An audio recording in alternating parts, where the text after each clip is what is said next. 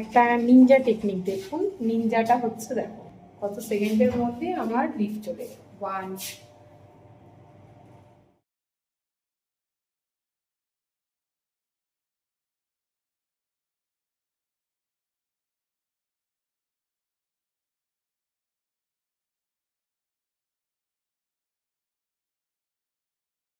তো দেখতেই পারতেছো এখন কি সুন্দর নিনজা টেকনিকের মতন আমি আমার লিফটে কইরা অফিসের দিকে ঢুকে পড়লাম। অফিস থেকে কইরা আবার বাড়িতে চলে যেতেছি। তো বাড়ি যাওয়ার সময় আজকে আমার একটা হেডফোন নেওয়ার আছে। তো আমি আমার বান্ধবী মিলে দুজনে মিলে আজকে হেডফোনটা নিতে আইছি বিধাননগরে। মানে বিধাননগর হয়ে বাড়ি যাইতে হয়, তো বিধাননগর থেকে অবভিয়াসলি নিতে হইব, কিছু করার নেই। তো আগের বারও হেডফোনটা এখান থেকে নিছিলাম, তো ওটা 1 বছর হয় নাই। কি কমু দুঃখের বিষয়, বোটের হেডফোন আমার চইল্লা গেছে। তো তারপরে এখন কিচ্ছু করার নাই।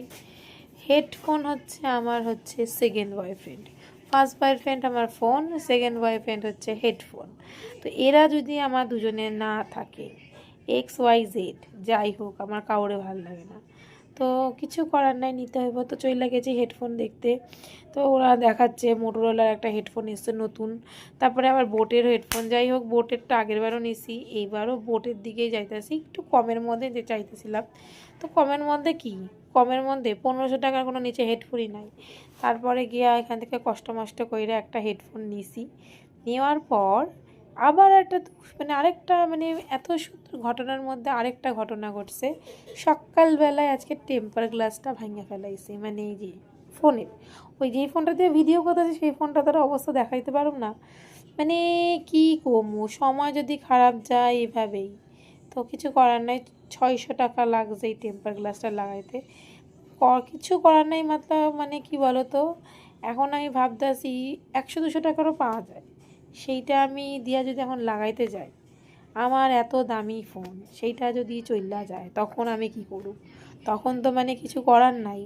তো কিছু লোকটাও বলল, দেখো দামি ফোন যখন একটু দামি দেখাই লাগাও, এই যদি কিপটামি করতে যাও কখন দেখবা তুমি যা চলন ফেরন, কখন দেখবা তোমার এলসিডি ভেঙে গেল। এলসিডি ভেঙে গেলে তুমি বইসা থাকো।